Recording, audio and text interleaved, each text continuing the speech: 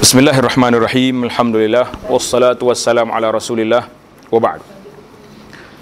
Ini satu perbincangan tentang tajuk yang dikenali dalam kitab fiqh Islami, dia panggil at-ta'rif. At-ta'rif bi ghairi Arafah. Artinya kita berkumpul di suatu tempat pada hari orang berkumpul di Arafah, kita berkumpul di tempat lain. Bagi orang yang tak pergi haji, mungkin nama ni agak tak apa dengar sangatlah kita ni, kan? Dia panggil Yaumut Ta'rif. Yaum At-Ta'rif, iaitulah hari kita berkumpul. Kerana apa? Kerana nak ambil kesempatan bermunajat pada Allah Azza wa Jalla seperti orang di Arafah bermunajat pada petang tersebut. Maka di sini ada beberapa pandangan ulama dan beberapa perbincangan yang dibuat.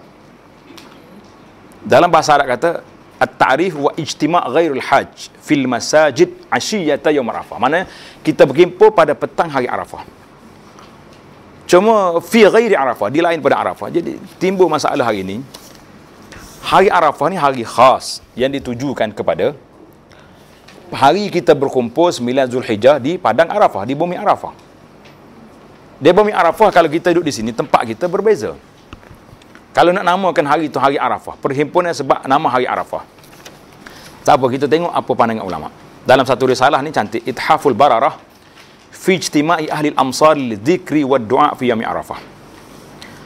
Ulama berbeza pandangan dalam masalah ini. Pandangan yang pertama mengatakan boleh kita berkumpul.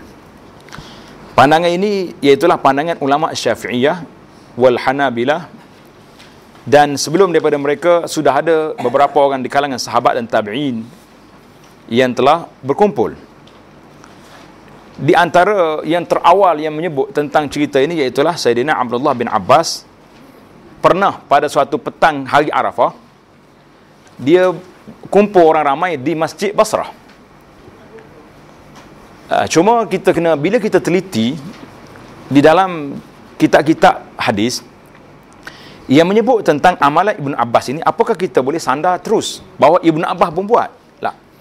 Kerana ulama yang menyebut tentang amalan Ibnu Abbas radhiyallahu anhu ini, kita akan sebut nanti selepas daripada ini, bahawa Ibnu Abbas berkumpul pada petang itu, bukannya panggil orang nak semaya hajat, nak kumpul, tidak. Dia panggil lepas salat asar tu dia tafsir Quran. Ibnu Abbas ni masyhur dengan Habrul Ummah wa Turjumanul Quran, duduk tafsir Quran pada orang sampai ke petang. Jadi kalau nak kata Ibnu Abbas orang pertama buat kumpul zikir munajat seperti yang kita buat ni, agak berbeza dari sudut suasana dan realiti. Tengok, kata di Musa bin Abi Aisyah, ra'aitu Amr bin Hurais yakhtub yaum Arafah wa qad istama'a an-nas ilaih. Dia berkhutbah, maknanya berceramah pada hari Arafah. Orang pun duduk dengar dia ceramah. Ini semua dalil-dalil. Kata di Ibnu Aun, orang tanya ulama pada masa itu, pergi ke masjid pada petang hari Arafah, dia kata la alamu bi ba'sa, mana tidak menjadi masalah. Fa kana yaq'udu fi manzilihi. Dia pun duduk di rumah dia.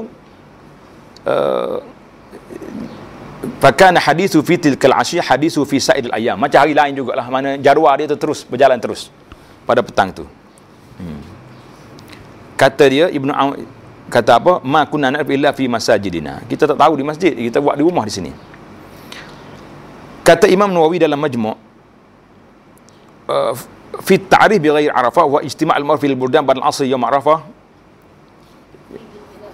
khilaf. Jadi itu pandangan yang pertama mengatakan harus. Pandangan yang kedua, kita nak ringkas, nak baca boleh baca dalam kertas saya ni. Boleh ambil dalam website, cari dalam web, tajuk dia at-ta'rif bi ghairi Arafah. Nama ta'rif pun bila kita sebut, kadang-kadang ramai yang kata ta'rif apa pula ni. Ingat kata ta'rif rughatan wastilahan, tapi ini nama rupanya nama yang masyhur dalam kitab fiqh. Pandangan yang kedua kata al-karahah. Pandangan yang yang dilarang. Karahah ni mana satu benda yang dibenci. Iaitulah pandangan Imam Abu Hanifah Al-Malikiyah dan ramai di kalangan sahabat-sahabat yang lain dan tabi'in. Kata di A'mash, aku tengok Aba Wa'il Dan sahabat-sahabat kita yajlisun ya ma'arafah fayatahaddatsun. Mereka duduk pada hari Arafah bercakap seperti hari lain juga, mana tidak ada agenda khusus.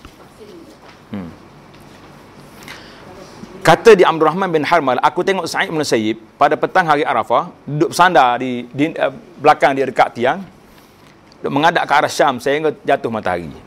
Ini menunjukkan tidak ada amalan khusus dalam masalah ini. Jadi dua pandangan ini, ada pandangan yang kata boleh, ada pandangan yang kata tidak boleh. Kita lihat pula cara ringkasnya lah. Petikan-petikan daripada pandangan yang mengatakan boleh dan tidak boleh sudah jelas. Awal mustanad ataupun sandaran iaitulah kepada perbuatan Sayyidina Abdullah bin Abbas. Maka ulama yang kata boleh, itulah sandaran dia. Sandaran yang kedua, kerana nak ambil berkat dengan hari Arafah itu hari yang besar.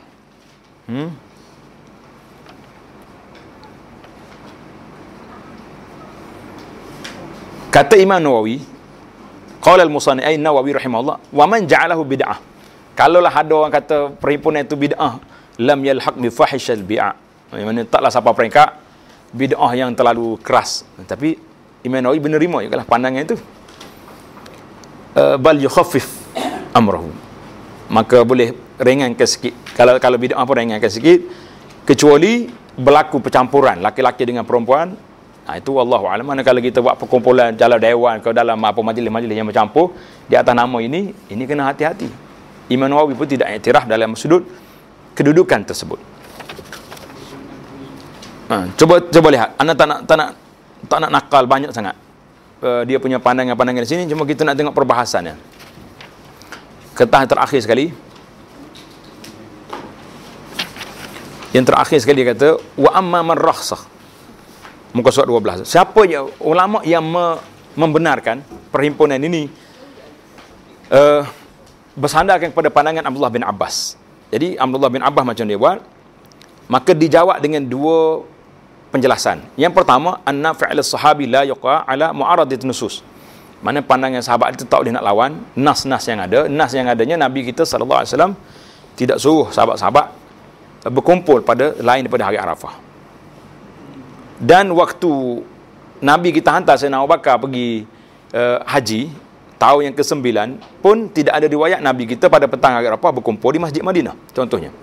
Ini hujah. Hujah yang kedua, adakah perbuatan Ibn Abbas itu macam orang lain buat juga, berkumpul ramai-ramai bermunajat di situ? Tak. Ibn Abbas sebagaimana disebut oleh Abu Syamah dalam kitabnya Al-Ba'is, ada satu kitab kecil Al-Ba'is. Wa innama kana ijtima'una li sama'i tafsiril Quran. Perhimpunan Ibn Abbas itu sekadar nak dengar baca tafsir Quran. Dan tidak ada yang riwayat mengatakan ijtama'u lid-du'a wal istighfar. Dia berdoa kerana nak berdoa dan beristighfar. Wallahu alam. Jadi dalam isu ni saya punya penelitian lah, kita kata kalau nak berhimpun juga di atas dasar ada ulama yang mengatakan harus, tapi dalam skop yang tersendiri. Jangan dijadikan satu acara tetap ataupun satu budaya yang mesti kena buat seolah-olah ini sajalah satu sunnah yang dibuat. Kerana bila kita anjur satu benda, akhir sekali benda ni jadi satu benda yang sebati. Orang kalau tak buat macam bersalah. Ini tak boleh. Apalagi kalau nak buat anjur pula. Qiyamul lail, sempena malam tasyrik. Mana ada Nabi kita duduk di Mina pada hari tasyrik, tidak ada riwayat yang Nabi kita suruh sahabat-sahabat berkumpul untuk qiyamul lail pada malam tersebut. Memang tidak dinafikan Nabi kita ni qiyamul lail itu memang kerja dia dah. Tapi nak kata orang panggil ijtima' di Masjid Khaif suruh qiyamul lail, tak ada. Yang jelasnya di Mina ni bebas, kita boleh berzikir, bermunajat secara bersendirian. Dan Nabi kita sebut ayyamu Mina ayyamu aklin wa syurbin wa zikrillah. Hari Mina ni hari makan, hari minum dan hari berzikir. Jadi mudah-mudahan apa yang kita bincang secara ringkas di sini, bahawa yaumut ta'rif, hari ijtima' lain daripada hari Arafah ini, bolehlah kita buat sebagai satu agenda sekali-sekala dan atas dasar tadi rukhsah. Cuma saya bimbang, bagi saya sendiri lebih suka kepada pandangan yang kedua, kerana nanti orang salah faham. Bila hari Arafah mesti kumpul di sini, bila malam Mina orang kumpul di haji, kita pun kumpul sini juga. Tapi berbeza. Waktu kita kumpul lepas asar hari Arafah tu, orang di Mekah sudah duduk di Muzdalifah. Sini dulu ke Mekah dulu? Sini dulu. Malaysia lebih awal kan? Maknanya kita sudah asar di sini, orang tu baru tak zuhur lagi. Mana kita sudah maghrib, dia duduk Arafah pada petang Arafah tu, kita sudah setengah malam. Wallahu alam. Al-ilmu indallah. Tetapi min babi saddi zara'i, kadang-kadang menganjurkan benda-benda yang berkait dengan agama perlu pada penelitian, dibimbangi, takut terjebak kepada perkara-perkara yang boleh menambahkan dalam isu agama. Wallahu alam. Ada soalan boleh tanya? Ni. Kita membolehkan tu macam kita di Malaysia kita lebih awal pagi dibandingkan Mekah. Ya. Jadi kalau kita lepas daripada semaya tu terus sebelah tu tak, kita tak ikut dia. Kita tak ikut Mekah, kita ikut sini. Kita ikut matahari kita. Semua tu ikut matahari kita. Pasal itulah anak kata tadi, kalau kita nak ikut petang hari Arafah, sebab hari tersebut kita sini sudah tengah malam, bukannya petang. Ya. Sini dia sebut asyiyah, maksudnya kita Petang. tempat kita ni buat pagi. Pagi? Lagi tak betul. 2 kali salah. Orang buat petang, kita buat pagi pula. Dia naknya waktu mustajab. Betul-betul kalau kita perhati dalam kitab-kitab mana pun secara haji, waktu dia panggil waktu yang paling kritikal sekali para ulama orang saleh, iaitulah selepas asar sehingga maghrib. Di situlah kalau kita pergi melawat orang-orang yang saleh zaman dulu, kita tengok dia kan, waktu dekat nak maghrib tu waktu dia kan tak cakap dengan orang dah. Semuanya menangis, semuanya takut kerana dibimbangi ketika Allah berfirman pada malaikat di petang hari Arafah, afidu maghfuran lakum, keluarlah kamu daripada Arafah dalam keadaan kamu diberi keampunan kepada Allah. Jadi dibimbangi, takut aku terlepas daripada termasuk dalam senarai itu. Maka dia sangat takut kepada waktu asyik. Ini kalau kita buat pagi tu, wallahu alam, hayati hari Arafah. Orang yang wukuf petang, kita wukuf pagi pula. Tidak diragu lagi bahawa hari Arafah ni hari yang sangat besar. Sangat besar kedudukannya di sisi Allah Azza wa Jalla. Dan dia termasuk dalam hadis yang Nabi kita sebut, ma min amalin fi ahabbu ila Allah, tidak ada amalan yang disukai, disayangi oleh Allah Azza wa Jalla lebih daripada hari-hari 10 terawal Zulhijjah, daripada 1 sampai 10. Jadi hari Arafah ni hari 9. Dan puasa pada hari tersebut adalah puasa yang digalakkan oleh Nabi sallallahu alaihi wasallam. Dalam hadis Nabi mengatakan, siyamu yaumi Arafah, puasa pada hari Arafah, ahtasibu 'ala Allah, aku mengharapkan Allah SWT memberi keampunan as-sanatal lati qablahu was-sanatal lati ba'dahu, setahun yang lepas dan setahun yang kemudian. Itu kelebihan puasa pada hari Arafah. Jadi kalau kita buat perhimpunan di sini tapi puasanya tidak, lah, ini menyalahi sunnah. Yang sunnah yang Nabi kita suruh, yang Nabi kita anjurkan supaya kita berpuasa pada hari tersebut dan kita berdoa pada hari Arafah, mengambil sempena dengan hari yang besar, tidak menjadi satu masalah. Yang jadi masalahnya kalau kita buat penetapan seperti yang berlakunya ijtima' program-program yang ditetapkan setiap tahun kena berkumpul, maka ini yang jadi persoalan tersebut.